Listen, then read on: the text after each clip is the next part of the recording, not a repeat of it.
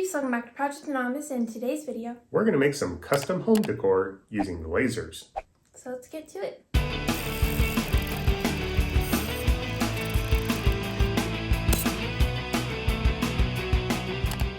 So for today's video, we're going to be using our xTool D1 Pro 20-watt laser engraver. We're going to make a simple candle holder, but we're going to be making custom finger joinery for this particular candle holder using some 1/4-inch plywood. So should we get into the project? Let's go. So I'm here in LightBurn and we're going to go ahead and start designing these candle holders. And I went ahead and before I started this, I tested out some spacing for some finger joining I wanted to make. We in the past have done some finger joining projects using the boxes.py website, but because this is going to be pretty custom, it's not like they're going to have, candle holders that we'll be able to use. So I went ahead and modified or used some of the spacing tolerances from a previous project to bring in here so that I can add my own custom finger joinery. This is going to be somewhat different, but all it really is taking into account the kerf of the laser itself. And basically what we have found is the kerf of our laser is 0.0075 that we need to account for on all of our positive pieces and negative pieces in finger joinery. So I'm just leaving this here as reference for later, but we really need to get to designing, so let's start designing.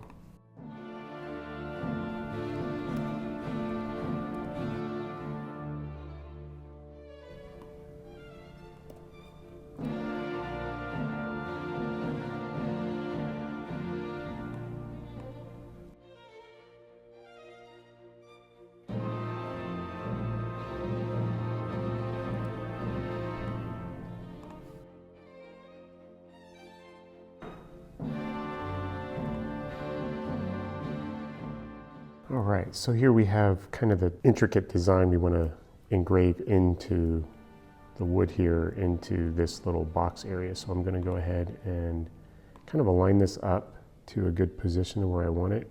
I might just select both of these and then center it up. That will get me nice and center and even. Not really. That looks pretty good right there. Okay, so now what I want to do, select my kind of cutout here and then press shift, select my overall pattern, and then this little Boolean cutout, and now you can see all of my cutout pieces are now going to be in the proper place. So now I can line this up centered. There are some pieces I kind of want to just get rid of. There's really no point in keeping these small little cutouts here, so I'm going to go ahead and get rid of those. But first I have to ungroup it, and then I can select all of my little pieces I want to delete and delete.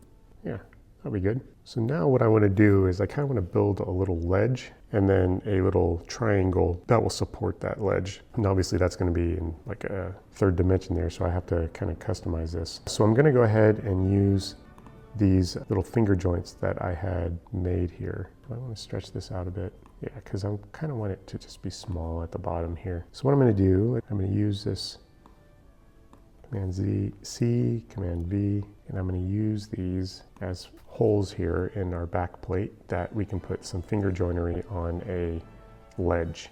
Shift, select the outer edge, and then I want to center that so it's nice and perfect. And then I'm going to Command C, Command V again, and then I'm going to rotate this 90 degrees. So I can put some finger joinery on the piece that's going to support this ledge. And we want that to be centered. We do want this to be perfectly aligned here.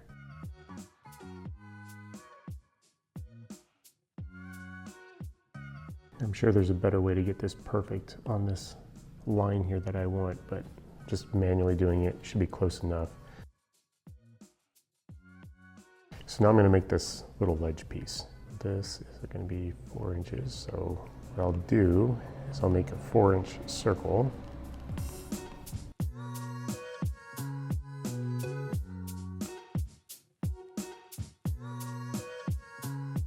So I'm going to select both of those and do a Boolean join there. And now what I need to do is add these, positive finger joints centered into here. And the dimensions of that I'm going to take from this.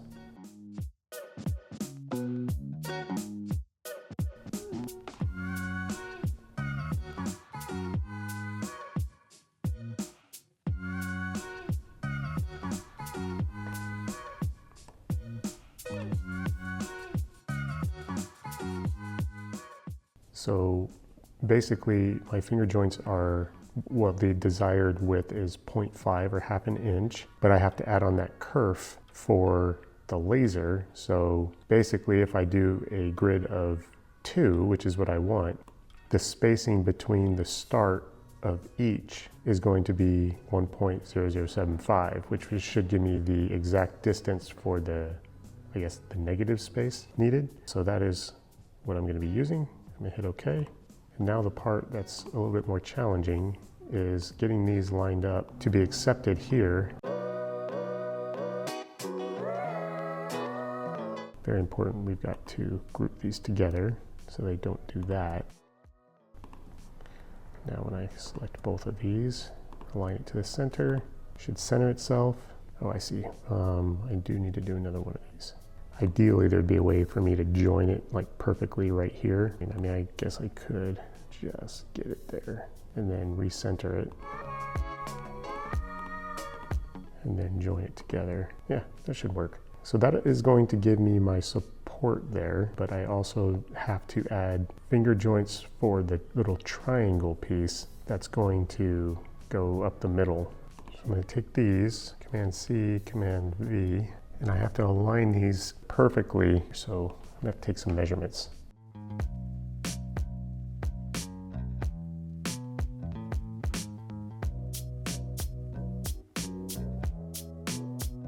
So now kind of the difficult part is I've got to figure out what this triangle piece is going to look like.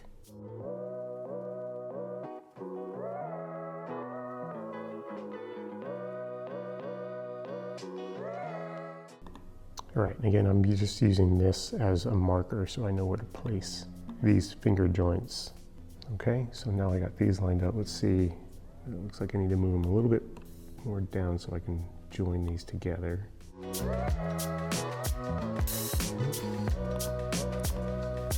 Now, just need to kind of make a curve. What I'm going to do is I'm going to use my pencil here and kind of draw a line. And I want to encircle this part that I kind of want to cut out. Let me go back to my nodes tool and move this right where I want it because I want to bend this to give it a little bit of a curve. That's perfect. Okay, so now what I can do, I have this nice curve here for this edge. I am going to select part that I want to cut out. So I'm going to select both of these. So now I got this that should line up with these holes here and these holes here. Very complicated. I can delete this little spacer. So that's it. I think that's the project right there. So now I'm just going to kind of move it in a way that I can get most use of my wood, and I can get rid of this part here. I'll just put that on a tool path. And I'm going to group everything together here so I don't accidentally move something.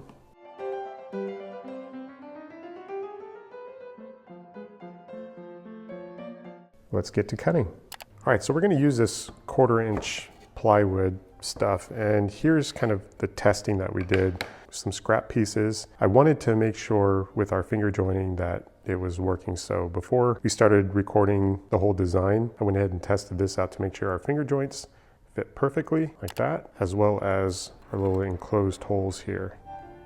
And those fit perfectly as well. So I know that these should work.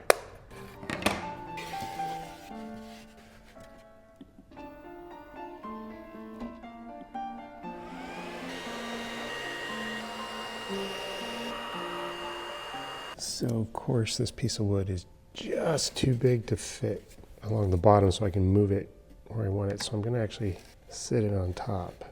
I need to put some spacers, the same thickness of the wood, on the bottom. So now I'll rehome it and reframe it.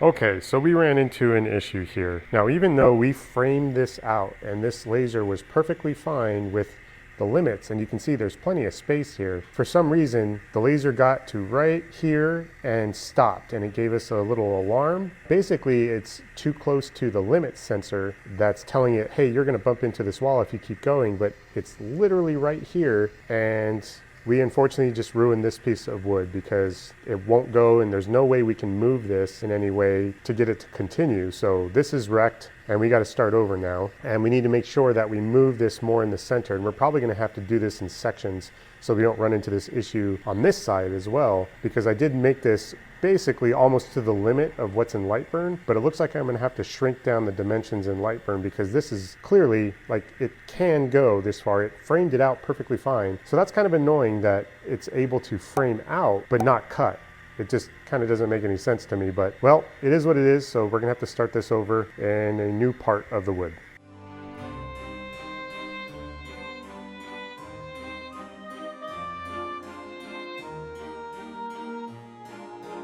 All right, so it just finished. Let's see what we got. Okay, so here's our pieces cut out. I'm gonna pop out these little cutouts. Probably could have used another pass on a lot of these. What happened was this wood is a little bit warped, so it's not exactly flat, so the focal area was a little bit different in some areas.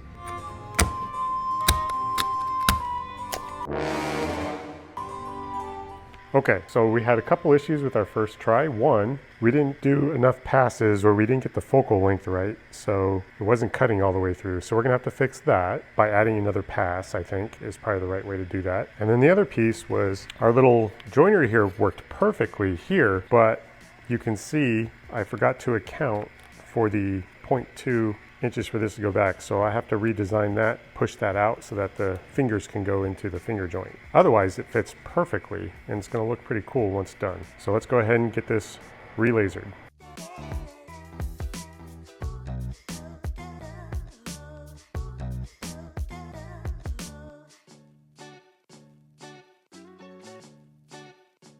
Okay, so here's our updated pieces. I just went ahead and set it for 3 passes, which cut everything out cleanly, but I'm gonna need to do a little sanding to get some of these markings off. But I also readjusted this so that it will fit in here properly. Perfect.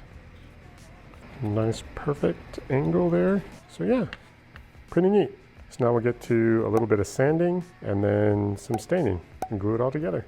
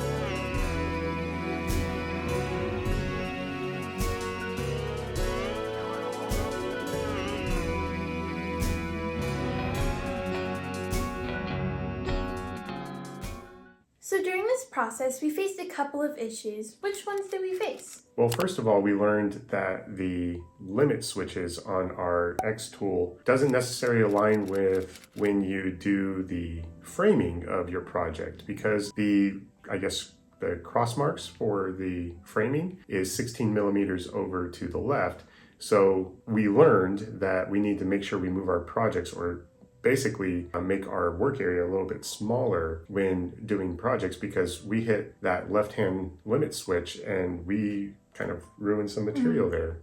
We couldn't get it to go again. So definitely a lesson learned there. We also learned that we should probably use some better material when doing projects like this. Obviously for home decor, we don't want the top layer of that plywood kind of splintering off when we sand or otherwise mess with that surface material. Now I'll say that, again, we were using scrap wood for this, so that's probably our mistake. What we would probably want to use some 1/2" solid wood for this project for the future. Another thing to keep in mind is if you were wanting to make something a little bit bigger, you could always use like a bandsaw or something to cut out the shape and then just laser engrave the actual intricate details with the laser. You don't have to necessarily cut everything with the laser. Yeah, we were just trying to use the laser for its full cutting ability and basically using the laser for all of the process steps of cutting the material out. But obviously we needed a bigger work area if we wanted to make this any bigger. Or we could just, again, like Megan said, use other tools to cut out the larger shape and the laser to just cut the intricate design. And I'm pretty sure xTool does sell bigger frames if you want to check those out. Yeah, absolutely. I just think it's so neat how we could use and integrate lasers to make actual functioning home decor in your home that is completely customized to what it is that you want. So that's pretty neat. Anyways, thanks so much for watching. I hope you enjoyed this video. Please like if you liked it. Like it. Subscribe if you enjoy our content. Subscribe. And turn on those notifications to get reminded every single time we post a video. Stay crafty. And be happy. Bye.